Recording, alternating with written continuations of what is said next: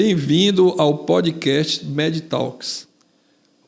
Nosso podcast vai falar sobre temas extremamente importantes para a medicina e também para áreas multidisciplinares. Não é um podcast somente para falar de patologias, de doenças na visão médica. É também para falar sobre a visão multidisciplinar. Afinal de contas, tratar de saúde não é somente um tratamento médico. Muito pelo contrário, a gente sabe que da importância de todos em prol da solução do problema daquele paciente. Eu gostaria de agradecer a participação da doutora Amanda Ubelino nesse primeiro podcast que a gente vai abordar sobre mitos e verdades sobre a cirurgia da adenoamidalectomia. Doutora Amanda, médica otorrinolaringologista, especialista em sono e otorrinopediatria. Gostaria de agradecer também a presença do Dr. Renato Alzier, médico pediatra, formado pela UEPA, residência médica na Universidade Federal de Minas Gerais, pós-graduado em médico da família na Universidade de Porto Alegre, fez parte do Serviço de Ciências Médicas da Universidade Federal de Minas Gerais, em abordar esse tema tão importante que é a interação entre o pediatra e o otorrinolaringologista no tratamento e na indicação das cirurgias de amígdala e adenoide. O tema é um tema que gera um pouco de polêmica, mas eu acho que vai ser palpitante e vai ser uma oportunidade de a gente sair daqui com alguns conceitos. O tema hoje vai ser mitos e verdades sobre a cirurgia de amígdala e adenoide. E eu gostaria de começar aqui ouvindo a opinião do Dr. Renato Alzier. Dr. Renato, eu sei que na sua prática diária as infecções de vias aéreas superiores ela é muito frequente, né? Principalmente as infecções de amígdala e adenoide. Eu queria saber de você, pela sua experiência, pelo seu dia a dia, como é que se comporta a incidência dessas doenças, como é que é o seu relacionamento no que diz respeito ao tratamento clínico, até que ponto o tratamento se avesso ao tratamento cirúrgico, como é que funciona isso aí? Eu gostaria que você falasse um pouco sobre isso. Bom, boa noite, né, a todos que estão assistindo. Obrigado pelo convite, doutor Epifânio. Com relação às amígdalas e às adenoides, realmente a gente não é otorrino, né, nós somos pediatras, mas a gente lida com isso todo santo dia, né? Além de fazer parte de um exame físico de rotina, né, qualquer criança, as crianças são grandemente acometidas, né? Tem muitas doenças envolvendo essas duas estruturas, né? Cerca de, por exemplo, até 40%, 50% das crianças sofrem com um aumento, até mesmo crônico, nas amígdalas e das adenoides, né? Dependendo do lugar de estudo, né? Pode ser uma incidência menor, 10%, mas chega até 50%. E isso causa grande repercussão para elas. A gente lida assim no consultório, no dia a dia, principalmente com as infecções agudas das vias aéreas superiores, né? Que são os resfriados, né?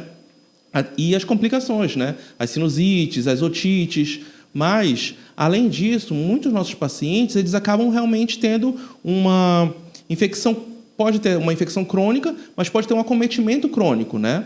E, inclusive, gerar o que a gente chama da síndrome do respirador oral. Porque se há um acometimento das narinas, né, e das adenoides, que são, né, as estruturas que ficam pós-nasais, o ar ele não consegue entrar pelo nariz. O bebezinho ele só respira pelo nariz. E depois, a criança um pouquinho maior, né, ela começa a respirar pela boca. Então, o ar vai por onde? Por onde tiver menos resistência. Então, ele começa a respirar mais pela boca. Então, é aquela criança que fica de dia com a boca aberta, respirando, à noite ronca muito, né, e vai trazer vários transtornos para a vida dessa criança, né, no dia a dia, né, a sonolência diurna, um mau desempenho escolar e tudo, além realmente do longo prazo, né, e inclusive realmente cognitivo, até mesmo cardiorrespiratório, né? Então, há um grande prejuízo na vida dessa criança, né? E essa síndrome da respiração oral, ela tem três grandes causas. A principal é o aumento das amígdalas das adenoides, né, que a gente chama de hipertrofia das amígdalas e das adenoides. A rinite alérgica, que aí realmente o tratamento é clínico, né? E também temos o desvio do septo nasal, que aí é com vocês, né? O tratamento do desvio do septo nasal. E muitas das vezes realmente chega ao nosso limite do ponto de vista clínico e a gente precisa realmente encaminhar para vocês para avaliar essa questão cirúrgica, né, das amígdalas e das adenoides. Doutora Amanda, desculpe aí, viu? A gente trabalha tanto tempo junto, né? Mas é isso mesmo, é a idade. Doutora Amanda, afinal de contas, a gente tem a amígdala adenoide, por que razão? Elas são, dentro do que o doutor Renato acabou de colocar, 40% são acometidas por infecções. Isso significa dizer que, será que elas estão aí só por causa das infecções? Por que a gente tem? Onde é que elas ficam? Como é a visão do otorrino em relação a essa abordagem clínica e, posteriormente, cirúrgica? Então, eu gostaria que você falasse um pouco dessa função e localização e qual é a tua visão como especialista em otorrinolaringologia? Perfeito. Primeiramente, boa noite. É um prazer estar participando do primeiro episódio do Medcast. E vamos lá. Bom, as estruturas amígdala e adenoide são as primeiras barreiras de defesa da criança. Elas fazem parte de um anel linfático, então é um conjunto de órgãos produtores de anticorpos. E aí entra a amígdala, que fica lá na garganta, a adenoide, que fica na região posterior do nariz, e também a amígdala lingual, que fica lá já na região da base da língua. E o motivo da gente ter esses órgãos é porque eles têm uma função imunológica. A principal função é a produção realmente de anticorpos. Então, quando a gente pensa que a criança está ali com a imunidade um pouquinho mais deficiente, né, entrando em contato com vários vírus e bactérias, elas precisam dessa primeira linha de defesa. Mas, em algumas situações, em algumas crianças, essa linha de defesa já não vai mais funcionar tão bem, seja porque ela inflama com muita facilidade, ou porque ela é muito grande e causa obstrução, ou então é uma criança que tem infecções recorrentes, não mesmo na amígdala, mas quando a adenoide é muito grande, ela também pode gerar acúmulo de secreção dentro do nariz. E aí a criança que tem sinusite crônica mesmo. E nessas crianças, às vezes, a gente vai ter que realmente seguir para o tratamento cirúrgico, que não é para todas, mas em algumas crianças vão ter um benefício muito grande da cirurgia. Você falou da parte imunológica e eu gostaria de ouvir a opinião do doutor Renato e a sua também, porque a gente sempre ouve das mães, né? Sim. Ah, doutor, mas a gente vai tirar a amígdala, vai tirar a adenoide e aí ela vai ficar sem defesa, o que é que vai acontecer? Então, eu queria saber de você e também do doutor Renato. Às vezes essa criança no pós, sim, ela volta lá, né, com as infecções de vias aéreas, e existe assim por parte dos pais, eu operei, então acho que nunca mais vai. Então, sim, eu queria que você desmistificasse isso aí um pouco melhor para que as pessoas entendessem certo. O pós. Então, a gente pensa que a função delas ali original é produzir anticorpos. Ok. Mas em algumas crianças em que a inflamação é tão frequente, esse órgão linfóide ele não vai mais funcionar para produzir anticorpos. E, pelo contrário, a inflamação contínua ali no organismo da criança ele vai gerar mais inflamação. E a cada inflamação que essa criança tem, ocorre fibrose, né? O que é a fibrose? É a produção de uma cicatriz. Então, por exemplo, quando vamos dar um exemplo bem simples aí, a criança que rala o joelho. Quando esse joelho cicatrizar, a pele não vai mais ser a mesma coisa. A mesma coisa acontece na amígdala. Então, de fibrose em fibrose, aquele tecido vai ficando mais endurecido e vai funcionando cada vez pior. Então, quando a gente fala em relação às infecções recorrentes, seria mais ou menos essa a justificativa, porque, apesar de ser, teoricamente, um órgão para funcionar para a defesa, quando a gente indica a cirurgia é porque aquele órgão não está cumprindo o seu papel e está, na verdade, causando mais malefício para essa criança.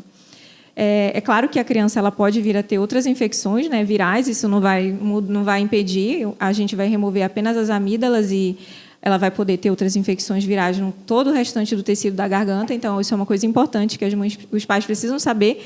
Não é porque tirou as amígdalas que nunca mais vai ter dor de garganta, não é verdade, né? Pode acontecer. E a outra indicação em relação à obstrução também pensando que são órgãos que deveriam agir na imunidade, tudo bem. Mas se eles forem muito grandes, a ponto de causar obstrução, a ponto de causar prejuízo na qualidade do sono, essa criança não vai descansar bem, vai ter alteração na produção de hormônios, na concentração, no crescimento, vai aumentar a chance dela vir a ser diabética, ter problemas cardiovasculares, né, ter infarto, ter um AVC na vida adulta. Então, é porque aquele órgão que deveria estar trabalhando na imunidade, ele está atrapalhando. Então, nessa situação, é melhor a gente remover e vai gerar um aumento no caso, vai até gerar um aumento na imunidade da criança, porque ela vai começar a dormir melhor, vai começar a se alimentar melhor e vai ter uma qualidade de vida melhor. Doutor Renato, eu queria saber sua opinião. A doutora falou em número de infecções. Muitas vezes o otorrino ele não tem esse paciente no consultório dele, porque esse paciente fica, né, ligado muito ao pediatra, e isso a gente observa muito porque a relação do pediatra com a família é uma relação quase que familiar. Então eu queria saber de você em relação a essas infecções, no caso de infecção. Hipertrofia eu acho que fica mais claro, mais objetivo. O que você considera que seria interessante a gente começar a pensar no procedimento cirúrgico em relação à infecção? A gente sabe que na literatura tem lá os números, mas assim, na tua experiência pessoal, né, de tratar, você tem uma definição de número de infecção? Essa diferença, muitas vezes, que é viral e bacteriana, a gente se perde um pouco, né?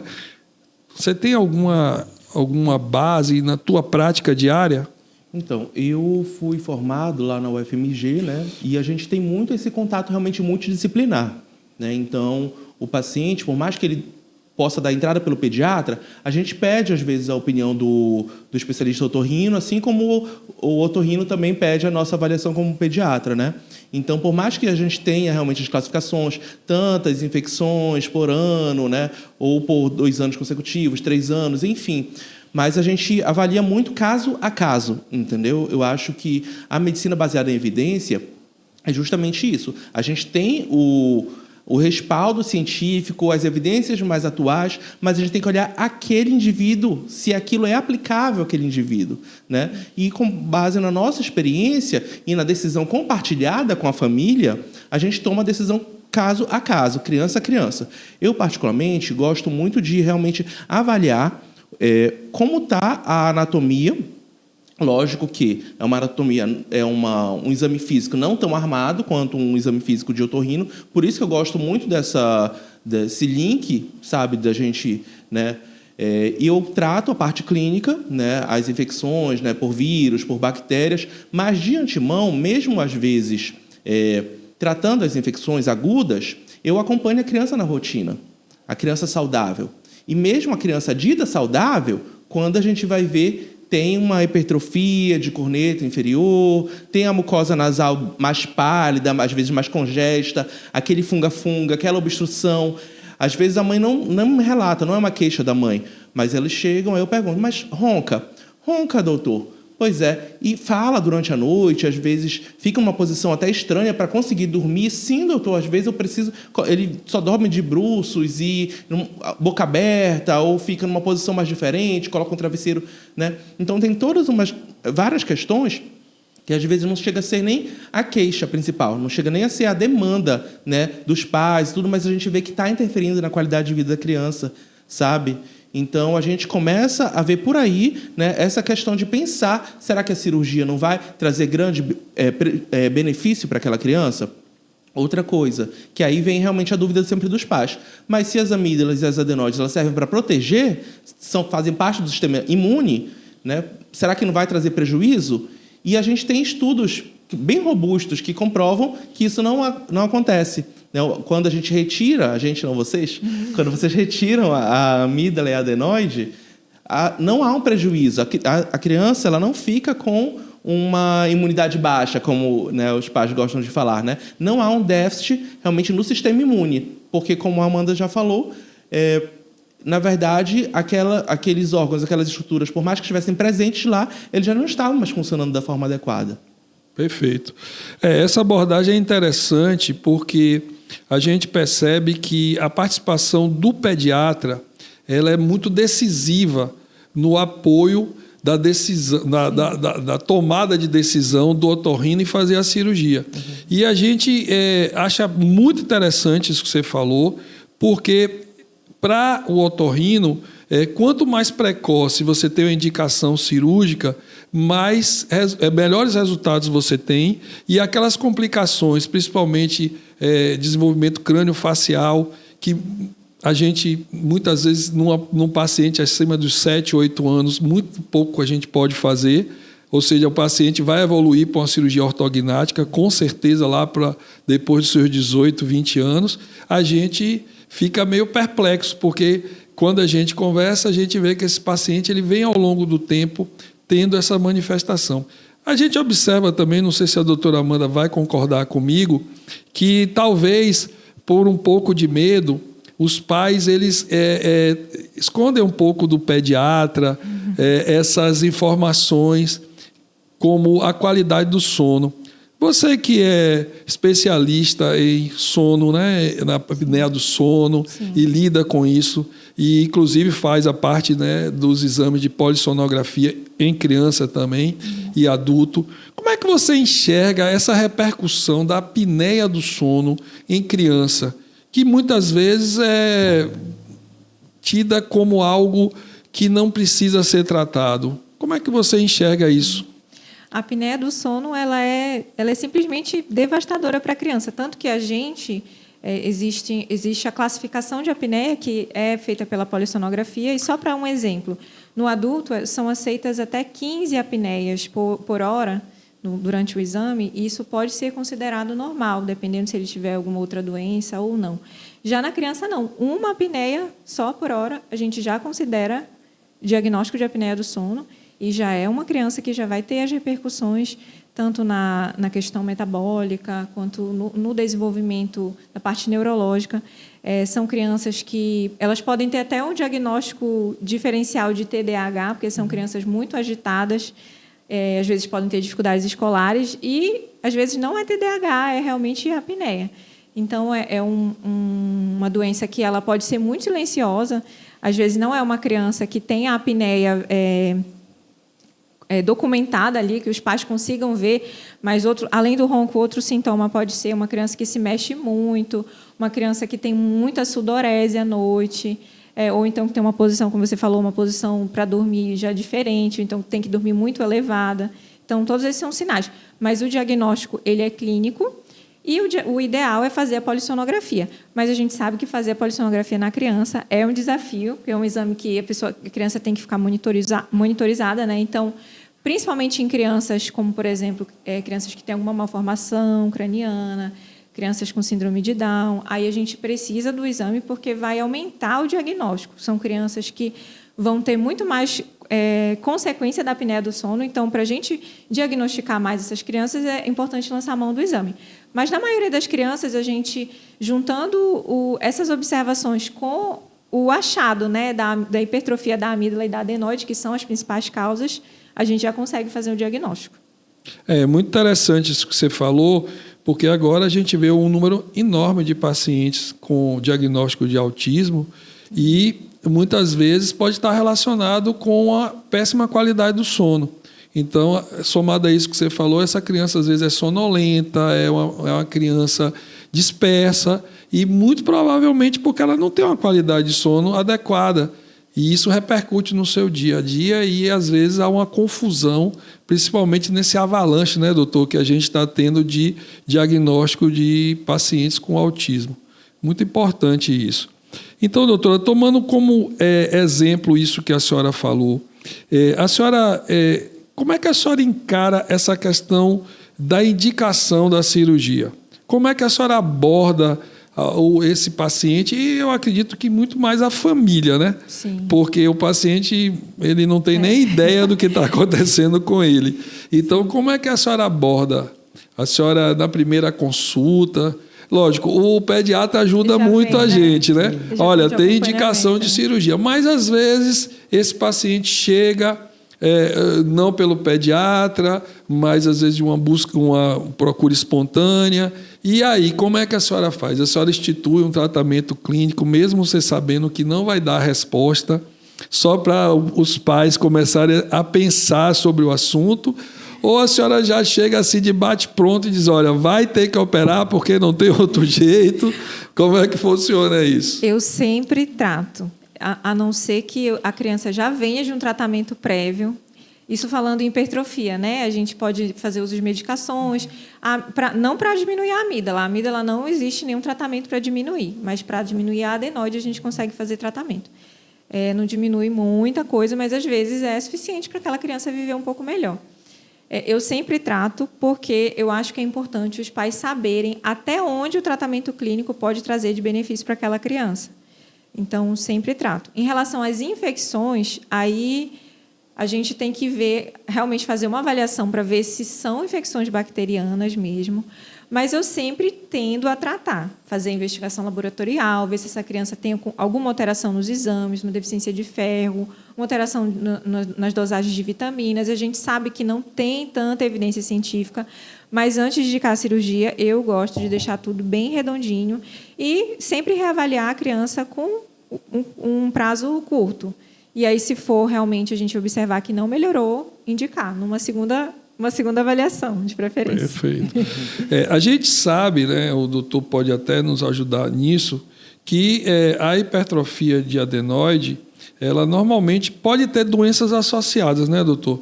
Ela pode ter, por exemplo, o refluxo, que é uma das causas que faz com que essa adenoide ela fique hipertrofiada, a própria alergia.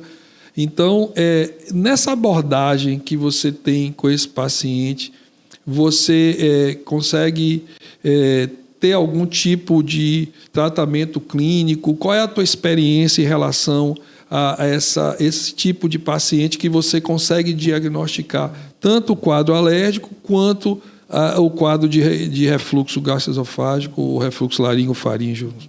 Então, com relação à parte alérgica, é extremamente importante, né, porque a gente vê a rinite, né, a gente faz a anamnese detalhada, a gente coleta a história, então a gente vê que é aquela criança que tem outras manifestações, muitas vezes, de alergia, né, alergia na pele, né, a dermatite, às vezes asma, e vem também com a rinite, né, que a gente também identifica no exame físico. E aí a rinite, eu acho interessante porque as pessoas elas sempre acham, eu tenho rinite alérgica.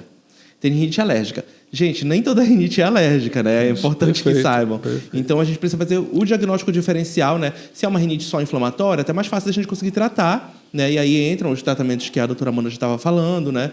Que é justamente, a gente consegue ver uma melhora. A gente vê realmente no exame físico, a gente vê a melhora. Os pais trazem isso no retorno, né? Dizendo, não, nossa, melhorou muito, está dormindo melhor. Agora, para dizer que é alérgico, a gente precisa fazer os testes alérgicos, né? Existem os testes de sangue, mas que dizem muito mais sobre a atopia, sobre, às vezes, a tendência da pessoa a ter aquela alergia, e tem o teste realmente cutâneo, né? Que eu realizo, por exemplo, no consultório, né? O prick test, e aí a gente vê, eu tive, por exemplo, uma paciente que a mãe fez o teste de sangue quando a criança tinha 6 meses para a introdução alimentar, e aí, por exemplo, deu a ovo. A criança, eu já peguei ela com 5 anos, nunca comeu nada de ovo, não tomou nenhuma vacina que tinha proteína do ovo, e a gente fez o teste e ela não tinha alergia a ovo, com o teste cutâneo, e agora está linda e maravilhosa, comendo um bolinho, comendo, sabe? Finalmente podendo tomar as vacinas, atualizando. Então, é muito importante a gente fazer esse diagnóstico, né? E saber que depois disso, a gente tem como tratar, porque antigamente acho que a máxima que a gente tinha era alérgico, vai viver com isso para a vida toda, e hoje em dia não é mais assim. A gente sabe que existe a imunoterapia que vai mudar realmente como o nosso sistema imune lida diante daquele alérgeno, né? Então, a gente prescreve a imunoterapia quando tem indicação, depois de fazer o teste alérgico, a gente vê realmente que o paciente ele pode até... É um tratamento, o único tratamento que a Organização Mundial de Saúde reconhece como potencialmente curador, inclusive, né? Dependendo do tempo da imunoterapia. Lógico que tudo, né? Eu gosto sempre de deixar bem claro para os pais que eu estou atendendo, olha, seu filho tem um componente alérgico, mas eu estou achando, por exemplo, a adenoide muito hipertrofiada. Eu preciso da avaliação do otorrino, porque senão eu vou tratar isso aqui, há um grande investimento, mas eu sei que eu vou chegar no meu limite, né? Eu sou pai, meu filho também tem hipertrofia, né, das adenoides. Ele fez tratamento clínico inicialmente, depois foi indicado. Então, a gente fez, inclusive, a gente, né, vocês, né, inclusive o senhor, fez, né, o exame da fibronasolarringoscopia, né? Então, ele tinha grande porcentagem de obstrução, 90%, né? E mesmo com tratamentos clínicos, né, fazendo... Aí tem todas as repercussões, inclusive da fala, né? Sim. A fala anasalada, né? Uma fala, às vezes, ininteligível, né? A forma como eles posicionam a língua é completamente diferente. Então, depois do tratamento clínico, né? Mesmo com a fonoterapia, o fono mesmo virou e falou, olha, chegamos no limite. Agora ele precisa realmente voltar, porque talvez precise realmente operar. E mesmo com o tratamento clínico, foi indicada a cirurgia, então ele vai ter que ser operado, não tem jeito, né? E a gente quer o melhor para os nossos filhos, né? E assim como a gente quer o melhor para os nossos filhos, a gente deseja o melhor para o filho dos outros, né? O filho dos nossos pacientes. A gente não está aqui para dizer, olha, você tem que operar apontando, não se colocando no lugar desses pais, porque a gente sabe que causa uma aflição na gente, né? Que a gente quer tomar a melhor decisão para os nossos filhos, a gente não quer submeter-los a uma anestesia, a gente sabe dos riscos, mas a gente tem que pensar nos benefícios. E quando esses benefícios superam os riscos, a gente quer realmente que nossos filhos tenham uma vida plena, para que eles atinjam o máximo potencial deles na vida adulta. Isso é importante, doutor, pelo seguinte, porque o tratamento cirúrgico ele não é o fim. Às vezes, é o início de um processo. Principalmente se o paciente tem um quadro alérgico, como você abordou, ou tem um quadro de refluxo. Então, é importante que, na abordagem dos nossos pacientes, que isso fique bem claro para ele. Sim. Porque a gente observa muitas vezes que, no imaginário, né, deles, aquilo vai ser feito a cirurgia, e a cirurgia entra como um tratamento definitivo, no qual tudo estará resolvido e ponto final. Então, essa abordagem sua é extremamente importante, e essa parceria entre a pediatria e a otorrinolaringologia é fundamental, porque a maioria das vezes os pacientes eles têm uma doença de base, principalmente a alergia, e ele vai voltar para vocês e vocês vão conduzir esses casos, ou até mesmo infecções de vias aéreas que continuarão a existir, seja ela viral ou bacteriana, e os pais vão ter que conviver, porque isso vai fazer parte até do crescimento e do desenvolvimento da imunidade desses pacientes.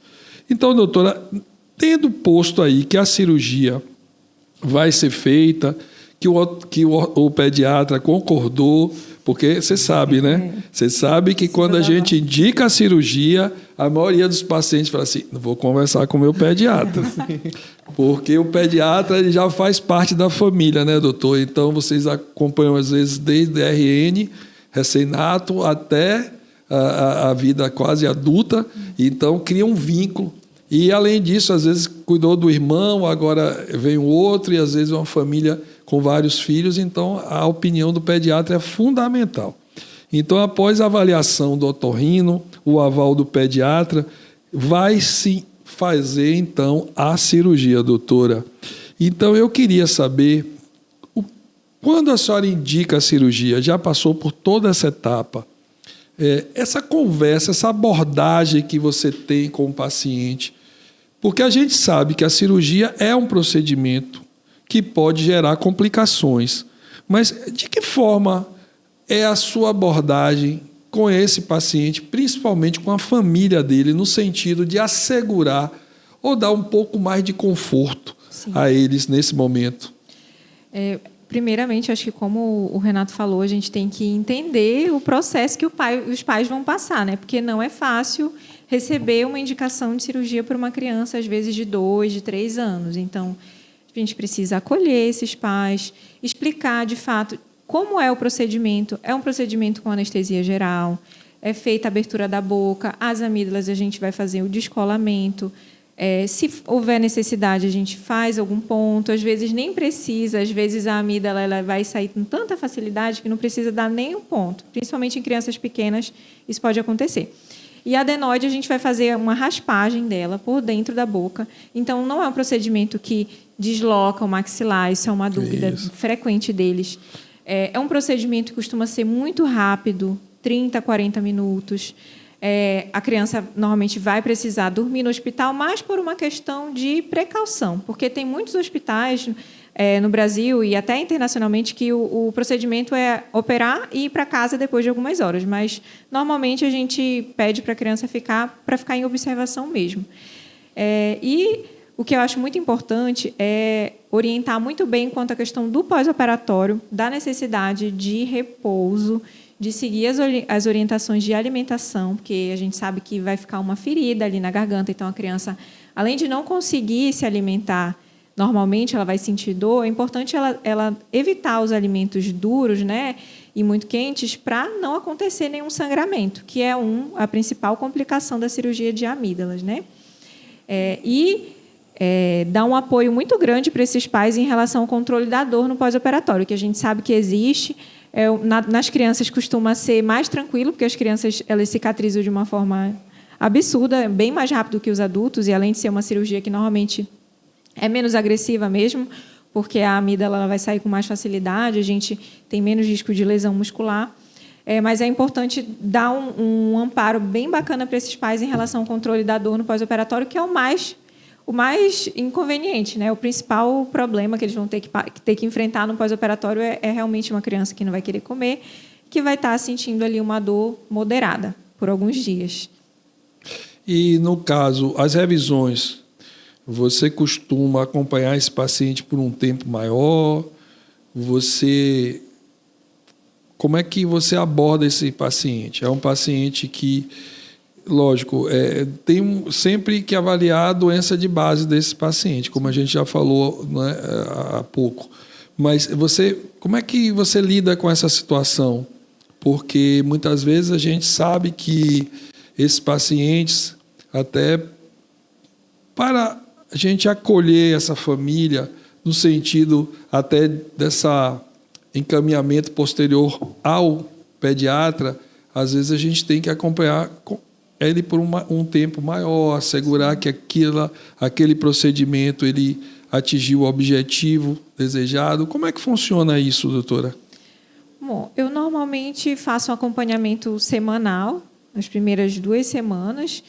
Eu gosto muito de usar o laser de baixa frequência, que tem muitos... o pessoal da enfermagem, fono, usam bastante para fissura mamária, mas ele ajuda muito em cicatrização de mucosa. E eu tenho me impressionado bastante com os resultados de controle de dor e aceleração da cicatrização.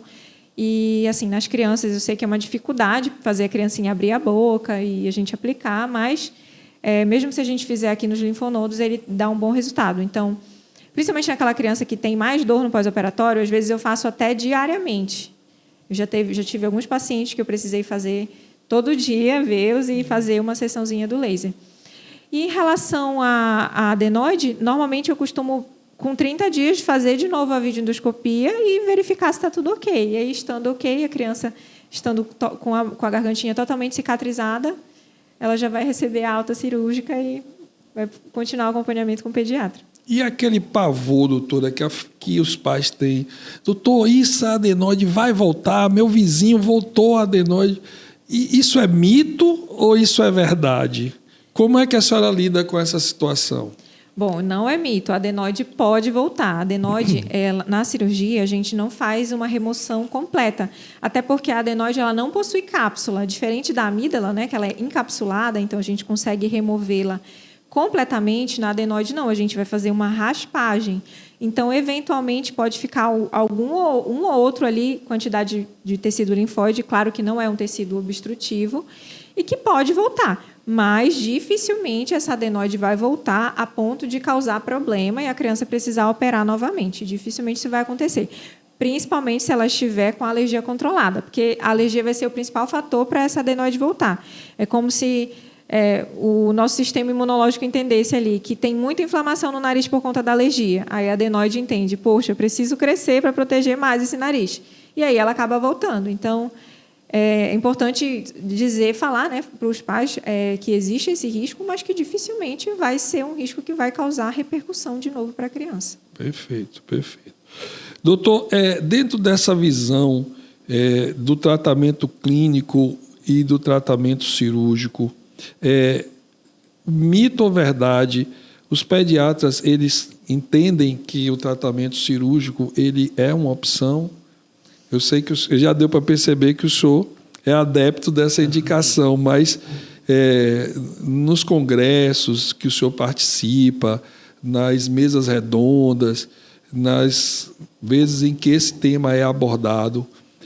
Existe alguma fala nesse sentido de que a cirurgia hoje é prescrita, que hoje não se faz mais adenamidalectomia? Por que eu estou falando isso? Porque muitas vezes, eu não sei se é a experiência da doutora Amanda, mas eu já vi alguns pais exteriorizarem essa opinião. Mas, doutor, operar amígdala, e ainda se opera amígdala?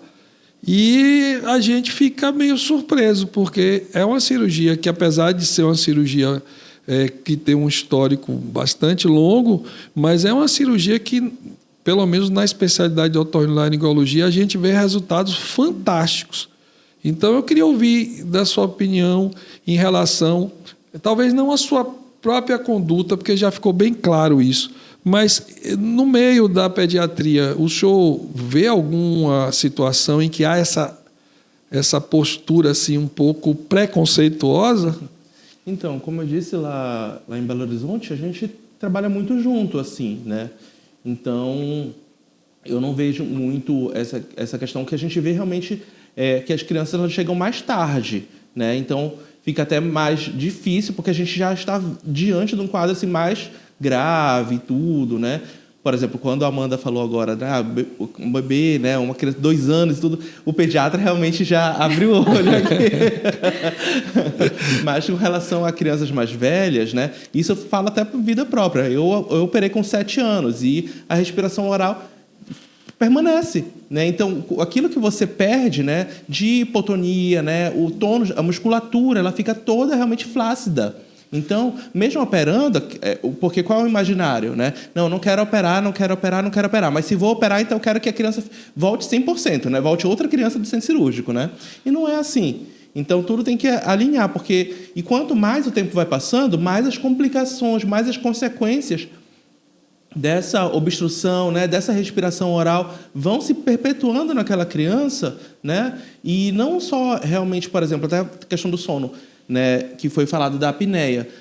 Tem estudos que mostram que mesmo se a criança não tiver apneia, mas se ela roncar, isso, por exemplo, reduz o rendimento dela em matemática, entendeu? E isso é cientificamente comprovado, e a gente não quer isso para nossos filhos. E, lógico que o medo há. O que eu vejo com relação aos congressos, aos eventos, é que realmente a gente tem começado a ficar mais, assim, tendendo a liberar, digamos assim, porque a gente vê que o tratamento clínico ele chega num certo ponto, né? Isso. Então, e a gente como pediatra, hoje em dia, por exemplo, eu fui para um congresso em 2009, que falava, o tema do congresso era assim: como cuidar de crianças que vão viver mais de 100 anos.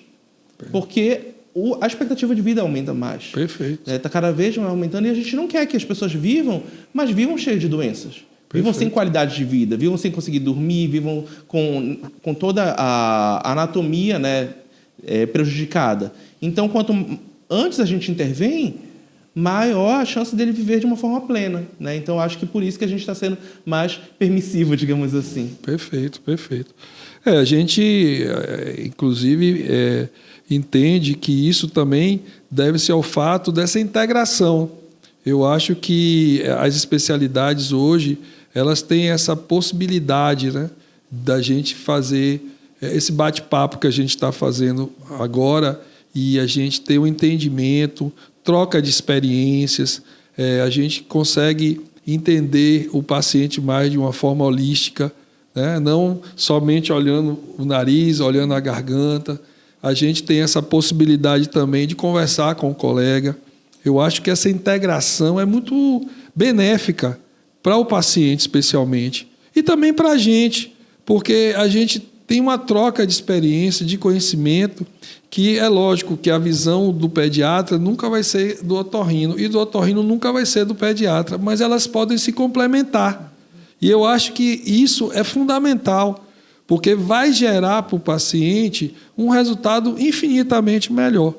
Então, eu fico muito feliz dos congressos abordarem temas que propiciem essa integração entre as especialidades e que a gente possa crescer juntos, no sentido de entender melhor o nosso paciente, indicar melhor o tratamento, seja ele clínico ou cirúrgico, acompanhar esse paciente depois do tratamento, especialmente os tratamentos cirúrgicos, porque eu sempre coloco para o paciente que muitas vezes, como eu falei anteriormente, o tratamento cirúrgico ele não é o fim, às vezes ele é o início de uma nova etapa.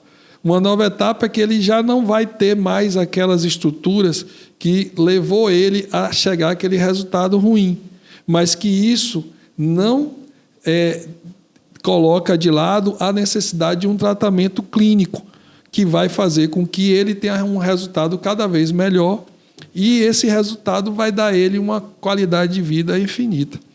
Eu gostaria de saber também, doutor, e da doutora também, na experiência de vocês, se esse paciente, um pós-operatório imediato ou tardio, ou depois que esse paciente volta ao consultório do pediatra, como é que vocês abordam a questão multidisciplinar?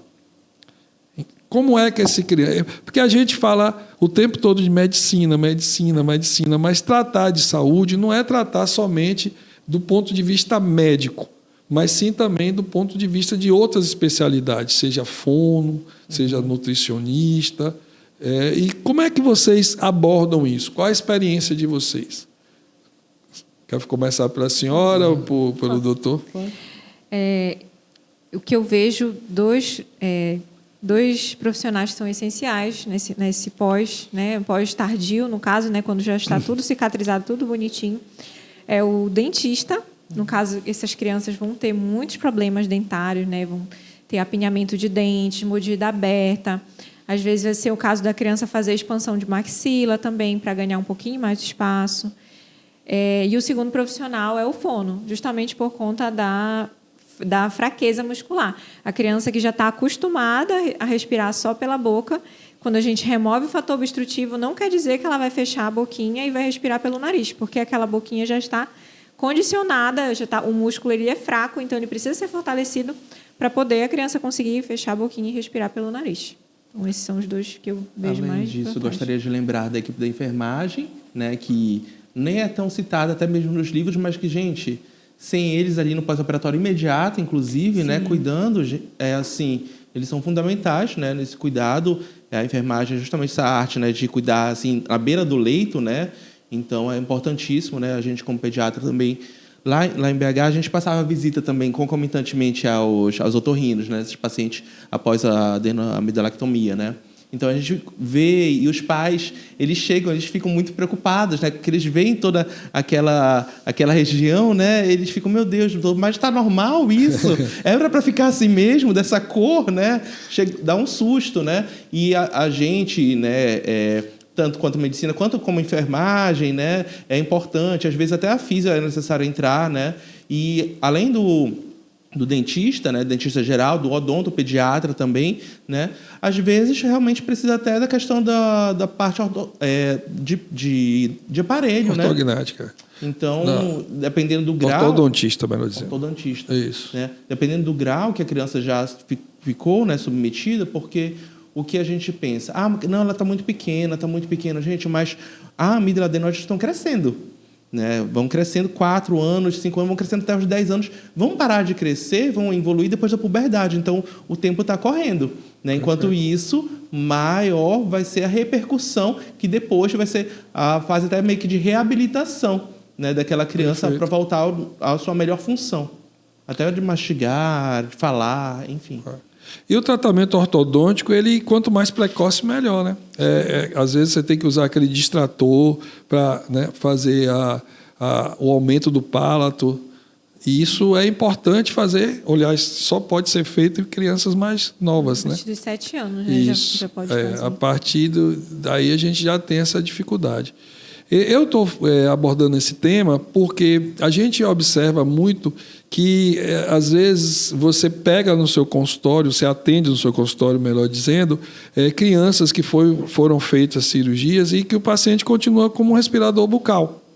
E às vezes, eles chegam com essa ideia de, olha, doutor, voltou a adenoide. Aí você faz um naso, que é a endoscopia nasal, e não tem adenoide. Ou se tem um adenoide menor do que 20%, não causaria nenhum tipo de quadro obstrutivo. Mas a gente percebe que falhou aquela abordagem multidisciplinar, principalmente da físio, da própria odontologia e, principalmente, melhor dizendo, da fonoaudiologia, que vai justamente fortalecer. Então, isso é uma situação que é muito frequente, eu diria assim, muito frequente. E, assim, pasmem vocês, a gente não vê muito isso no Congresso. Eu não vejo muito essa abordagem nos congressos multidisciplinares em relação a cuidados com essas crianças, que, como o doutor Renato mesmo abordou, a gente tem que fazer tudo para que essas crianças vivam mais de 100 anos. E se a gente não fizer isso e perder o time justamente naquele momento em que a gente teria os resultados melhores, a gente vai ter, às vezes, uma sensação de que a cirurgia ela foi ineficiente. E eu vejo uma preocupação muito grande nisso, por quê? Porque, às vezes, talvez seja essa a causa do paciente, como eu falei há pouco, chegar e dizer: doutor, mas você opera amígdala e adenoide ainda? Por quê? Porque os resultados, seja das pessoas mais próximas ou da própria mídia, revelam resultados que faltou justamente essa visão multidisciplinar.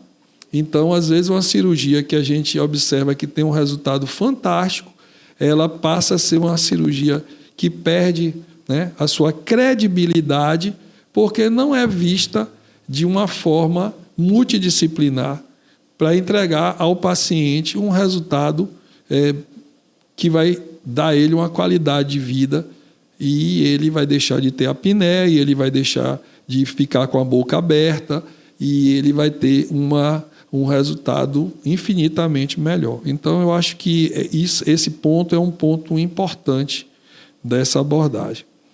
Então, eu acho que, diante disso tudo, eu acredito que, na sua visão, doutor, o que é que o senhor poderia, nesse momento, dizer para os pais que estão nos assistindo, e isso também é a senhora, doutora, e estão com seus filhos vivendo uma situação que tem tudo a ver, né, com essa abordagem entre mito e verdades da cirurgia de adenamigdalectomia. Como é que o senhor poderia falar para esses pais? Depois eu queria ouvir sua opinião, doutora. Então, primeiramente, busque informações confiáveis, porque hoje em dia a gente tem muita informação, mas nem sempre é de fonte verdadeira. Nem sempre aquela informação ela realmente vai te auxiliar a cuidar do seu filho. Às vezes essa informação pode, na verdade, ser uma desinformação. Então, tenha seus profissionais de confiança com os quais você realmente sabe da formação deles e que você pode contar. Então, é fundamental manter o acompanhamento pediátrico regular, porque toda criança precisa disso de rotina, e procurar os outros profissionais, né? O otorrinolaringologista, o fono, né? Todo o acompanhamento multiprofissional de qualidade, todos realmente bem interligados em prol da saúde do seu filho, mas não deixe para depois. Esse eu acho que é o grande, assim, se for deixar uma mensagem hoje, não deixe para depois, porque o tempo pode ficar contra o seu filho. Então, às vezes, a nossa insegurança quanto pai acaba prejudicando nossos filhos. Então, se a gente realmente está inseguro com relação a algo, a gente tem que ir atrás de alguém que passa essa segurança para a gente, porque estudou muito aquilo, tem experiência. Então, vão atrás desses profissionais e realmente cuidem dos seus filhos de forma bem próxima, de forma realmente... não esperem, sabe? Não esperem que o pior aconteça, que as complicações venham a acontecer e que elas a levem realmente a ter um tratamento que não vai ser mais tão eficaz quanto poderia. Bom. Doutora, e sua opinião como otorrinolaringologista? Bom, a mensagem é: roncar não é normal. Nunca é normal. Eu sei que, às vezes, os pais até se assustam quando a gente fala isso, que roncar não é normal, porque tem aquela ideia, né, do adulto roncando e vai levando como uma coisa normal. Mas, na criança, roncar não é normal para ninguém, mas na criança, roncar sempre precisa ser... O ronco sempre precisa ser investigado, sempre precisa ser avaliado. Então, se o seu filho ronca, procure um otorrino, que ele vai fazer a avaliação certinha e passar um tratamento, ou, se for o caso, tratar o distúrbio do sono, seja com medicação ou com cirurgia. Então, sempre investigar o ronco. Então, descobrimos aqui nesse bate-papo com a doutora Amanda Belino e o doutor Renato Alzier mitos e verdades sobre a cirurgia da amígdala e da adenoide. Vimos que essa cirurgia é, sim, ainda uma cirurgia que tem as suas indicações, e vimos, através da fala dos dois profissionais, que têm uma grande experiência na sua prática diária, que a importância desse diagnóstico e desse tratamento precoce vai resultar em um grau de qualidade de vida para esses pacientes que se transformarão em adultos sem as doenças causadas pelo quadro obstrutivo, principalmente obstrutivo. Eu gostaria também de salientar que, nos casos de infecção, a gente tem, né, doutor, ou doutores, o uso abusivo do antibiótico terapia. Então, eu queria aproveitar essa oportunidade e saber, principalmente do pediatra, porque é quem lida muito mais com essa situação, qual a visão dele do dano que a antibiótico terapia, porque a gente sabe hoje que o intestino ele funciona como algo espetacular para a nossa qualidade de vida, né? Eu gostaria até que você pudesse abordar um pouco. E o que esse antibiótico, que a gente vê muitas vezes a criança usando dos 12 meses do ano, 10 meses usando antibiótico, e o que é aquilo ali, né? Principalmente esses pacientes que são muitas vezes abordados nos pronto atendimentos da vida, que muitas vezes a gente não está aqui falando nem censurando o profissional, mas que muitas vezes não tem condição, às vezes, de diferenciar se trata-se de uma infecção viral ou bacteriana. E, às vezes, peca pelo excesso para evitar complicações que, muitas vezes, são decorrentes de processos bacterianos, e a gente vê o uso extremamente descontrolado da antibiótico terapia. Então, eu queria, antes da gente terminar, ouvir a sua opinião, doutor, sobre isso. Primeiro, vamos evitar a automedicação, tá? Não, pelo amor de Deus, não vão na farmácia com um balconista e me dizendo depois que é farmacêutico que comprou um antibiótico, né? Que às vezes as mães não sabem, né? Na verdade, o que acontece? A mãe só quer ajudar seu filho. Perfeito. Só que às vezes ela vai naquela angústia e procura o profissional errado. Né? Por exemplo, um balconista de farmácia, ele não tem estudo, ele, às vezes tem um estudo técnico, existe um ensino técnico para auxiliar de atendente de farmácia, mas isso não muda 6 anos de estudo de medicina. Né? Então, e com todos os danos. Então, não dá para você fazer o que um profissional que não é apto para prescrever faz, ou muito menos o que a sua vizinha usou para o filho dela. Né? Assim, porque o antibiótico ele traz muitos danos, né? Como você disse, com relação ao intestino.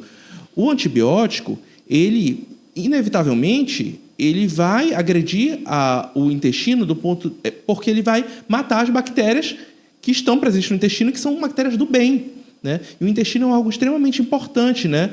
Inclusive, ele tem até função neurológica. Então, nos Estados Unidos estão fazendo já transplante de intestino. Aqui no Brasil a gente ainda não faz, mas lá a gente, até devido ao grau de importância que o intestino tem. E a gente vai agredir o intestino com antibióticos. Outra coisa, resistência bacteriana. Perfeito. Né? Porque o antibiótico ele tem que ser utilizado de forma assertiva. Quando que a gente vai dar um antibiótico? Quando tem uma infecção por bactéria. Os meus pacientes, eles sabem que eu tento ao máximo não usar antibiótico. Meus filhos, né, a gente tenta assim, realmente a gente usa quando a gente tem certeza de que é uma bactéria. Meu filho, por exemplo, quando eu estava com 3 anos, ele teve um episódio de febre, eu estava no 4º dia, eu fiquei... Tenho certeza que isso é uma bactéria, não é um vírus? Eu tive que fazer um swab comprovando que era uma bactéria. Aí sim eu entrei com antibiótico, entendeu? E eu queria que vocês tivessem esse mesmo cuidado com os filhos de vocês. Por quê? Quando você usa um antibiótico, e principalmente se você não faz tratamento adequado, primeiro, se você não usa um antibiótico para matar bactéria, se o seu filho está decorrente está em vigência de uma virose, não vai adiantar o antibiótico, né? Como o doutor Epifânio falou, né, a criança fica 10 meses do ano resfriada, ou seja, normalmente são vírus. E aí o antibiótico não vai matar o vírus, o antibiótico vai matar a bactéria do bem no intestino. Perfeito. Vai causar uma diarreia, vai causar outras complicações, vai acabar com mucosa gástrica, né? Reduzindo a produção do estômago contra o próprio suco gástrico, né? Vai trazer vários prejuízos e não vai trazer o que foi a intenção, que era matar, que era reduzir, né, o quadro, né, infeccioso, mas não vai adiantar. Né? Só vai trazer malefícios nesse sentido. E vai causar a resistência, porque se você, primeiro, não usa de forma adequada, ou se você até usa de forma adequada, mas não faz o tratamento de forma correta, foi prescrito, digamos, 10 dias, foi prescrito 14 dias, e você faz menos tempo, faz 3 dias. Muitas vezes as pessoas começam, né, a dar o antibiótico, e a criança melhora, porque não precisava do antibiótico, às vezes, ia melhorar de qualquer forma, aí a mãe para de usar. E aí, quando a gente realmente precisa usar o antibiótico, não serve mais. Então, tem crianças que, por mais rígidas, por mais saudáveis que sejam, por mais lindas e maravilhosas, bem nutridas, às vezes, quando pega uma infecção de urina, tem que internar para tomar antibiótico na veia, porque todos os outros antibióticos já foram utilizados, de forma indiscriminada.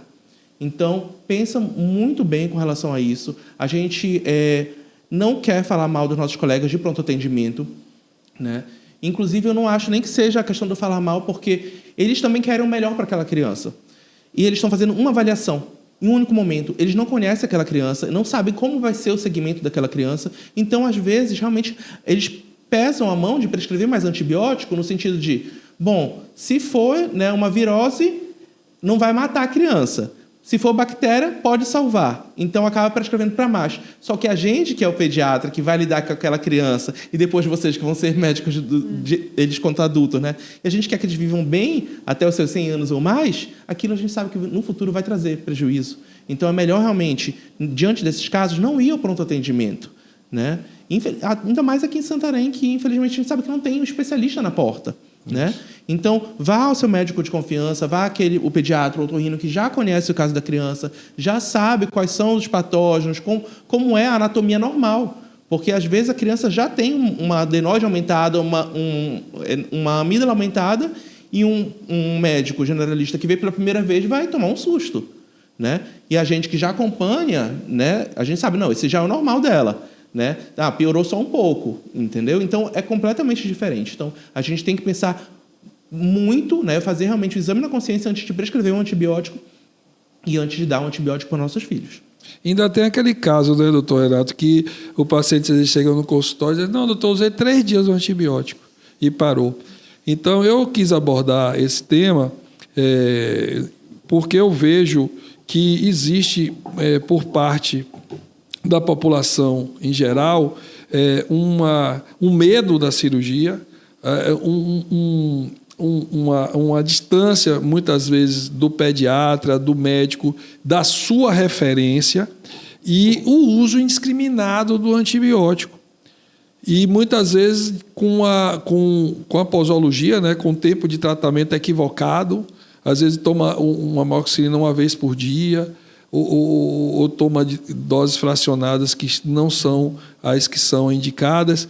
E eu queria trazer essa discussão para dizer à população que talvez o medo da cirurgia é tão insignificante quanto o medo que vocês deveriam ter quando usa o antibiótico de forma indevida, de forma exagerada, ou até de forma errada do ponto de vista de fracionamento dessas doses.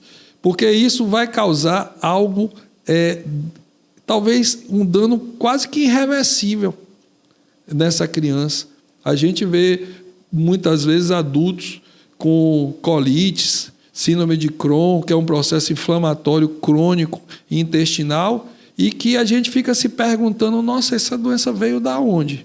E que talvez, se a gente tivesse a oportunidade de fazer um histórico desse paciente quando criança, a gente vai ver talvez um uso indiscriminado de antibiótico terapia e que poderiam ser talvez a causa. O que é que você acha disso, Renato? Não só antibióticos, como outros medicamentos, porque antibiótico, teoricamente, deveria ser prescrito, né, por um médico para a compra. Mas, por exemplo, os anti-inflamatórios. Isso. Né? Tem muita gente que usa anti-inflamatório. Não, a minha garganta está inflamada, então vou usar um anti-inflamatório. A lógica, né, do raciocínio, né, seria essa. Mas, infelizmente, não é o que acontece. Na verdade, você está afetando muito os seus outros órgãos, né? Rim, fígado, né? Eu tenho um caso que eu estava atendendo lá no serviço referência de trauma lá de Belo Horizonte, uma criança de 5 anos que chegou para operar porque o estômago dele simplesmente tinha rompido. Ela tinha uma úlcera e já estava investigando com gastro, pediatra, e após a exclusão de todas as outras causas, a única coisa possível de explicar tamanho ulceração foi o uso abusivo de ibuprofeno. Perfeito. E a criança simplesmente, de tanto usar ibuprofeno, teve gastrite, úlcera e até chegou a perfurar e precisar de uma cirurgia de urgência. Tamanha a gravidade. Ou seja, não se automedique, não medique seus filhos de forma sem ter o conhecimento necessário para isso, né? Porque a gente estuda muito para ter esse conhecimento, né? Se a gente consegue fazer uma conduta mais rápida, algumas vezes, é porque a gente estudou muito para ter aquela conduta. E em uma única consulta, né, a gente vai ao máximo para destrinchar tudo, e todas as variáveis para traçar o melhor plano terapêutico para aquela criança. Então, como o senhor disse, com relação a essa preocupação que acaba sendo desmedida, né? Entre a baixa preocupação com relação ao uso de antibiótico e uma preocupação excessiva com relação à cirurgia, porque para se indicar uma cirurgia para uma criança, você não vai indicar de qualquer criança. Porque, se não é uma criança que não vai ter indicação que você vai indicar cirurgia, ou uma adenoide que só tem 20% de obstrução, 30%, 40%. Eu tenho um no consultório que tem 40% de obstrução, acho que foi avaliado por um de vocês dois, que a gente está tratando clinicamente e está tudo bem. Né? Quando se é indicada a cirurgia, porque realmente tem indicação, e foram vários profissionais que viram aquilo, fizeram exames, a gente passa pela fibronasolaringoscopia para avaliar de verdade o que é. Não é um achismo. Não é o que fulano fez cirurgia, também vou fazer cirurgia. Não é assim, né? Então, realmente, acaba tendo essa questão desmedida das preocupações que realmente deveriam ser mais relevantes, e que bom que a gente está discutindo isso aqui. Opa, eu acho ótimo, porque a gente tem essa visão do pediatra, que, como eu falei anteriormente, ele tem esse acolhimento da família, essa segurança, essa credibilidade, e isso é fundamental. Porque, muitas vezes, quando a gente aborda essa necessidade, né, doutora, da cirurgia no consultório, às vezes a gente tem essas dúvidas. E esse apoio de vocês como pediatra é fundamental para a gente, porque ele nos dá um respaldo. E a gente, essa integração nos parece assim, muito importante. E a gente precisa ter esse envolvimento das duas especialidades, porque, afinal de contas, o nosso bem maior é o paciente. O que nós procuramos como melhor resultado é o que dá qualidade de vida a esse paciente. E, consequentemente, a família, que vai ter uma criança saudável e, com certeza, um adulto saudável. E essa integração é muito importante. Eu acho que esse podcast não poderia começar melhor do que essa abordagem do otorrino e do pediatra num tema que eu acredito que é um dos temas mais polêmicos que a gente lida no consultório, que é a indicação da cirurgia de amígdala e adenoide, e que muitas vezes a gente se vê numa saia justa porque a gente fica numa decisão que não é uma decisão técnica, mas é uma decisão, às vezes, afetiva, de querer ou não querer. E, sem dúvida nenhuma, a gente tendo essa integração com os pediatras, isso nos traz uma credibilidade no tratamento em si, na cirurgia, como forma de tratamento, sem deixar de lado a necessidade, como foi abordado aqui, da multidisciplinaridade posterior à cirurgia e até mesmo esse paciente voltar ao consultório de pediatria para dar seguimento ao tratamento, seja ele alérgico, seja ele refluxo ou qualquer outro tratamento que possa estar colaborando também com aquele quadro clínico. Então, eu fico muito feliz em ter começado o nosso podcast com duas pessoas que têm experiência, que têm essa convivência e essa integração, porque isso é algo importantíssimo e eu tenho certeza que esse exemplo aí vai ser um exemplo que vai trazer outros adeptos, porque o bem maior é o nosso paciente. Muito obrigado, doutor Epifânio, pelo convite em participar aqui desse podcast. Eu desejo muito sucesso a ele, porque realmente já trouxe uma discussão extremamente esclarecedora para outros profissionais da área da saúde e principalmente para quem está em casa, né? Quem lida com essa situação e que muitas vezes nem sabe que é uma doença ou que precisa de tratamento ou que tem realmente algumas objeções com relação ao tratamento cirúrgico. Então, realmente, muito obrigado pela oportunidade em estar aqui esclarecendo a população através do seu podcast. Obrigado. Obrigado. Também gostaria de agradecer, doutor Epifânio, pelo convite. Foi muito bacana a conversa e parabéns pela iniciativa de trazer um podcast da área da saúde que vai ser tão importante aqui para a nossa região e tenho certeza que vai ajudar muitos pacientes. Parabéns. Eu queria aproveitar esse momento para presenteá-los com um mimozinho aqui, o doutor Renato. Obrigado. E a doutora Amanda.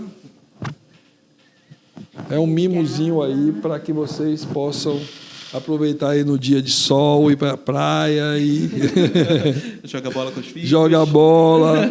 Fazer uma corrida na hora. Exatamente. Obrigada. Chegamos ao fim de mais um episódio do podcast. Gostaria de expressar minha gratidão a todos vocês ouvintes que dedicaram parte do seu tempo a nos acompanhar. É por vocês que estamos aqui. Vocês são muito importantes. O MedTalks é o podcast que traz temas importantes, com discussões significativas e informações relevantes para todos vocês, através de convidados experientes que abordam temas da sua prática diária. Mas caso você, ouvinte, tenha alguma dúvida, deixe nos seus comentários. Estamos aqui para esclarecer todas elas. Mais uma vez, obrigado a vocês, ouvintes, e fique atento nos próximos episódios. Prometemos trazer temas extremamente palpitantes e discussões maravilhosas para esclarecer as suas dúvidas. Até mais!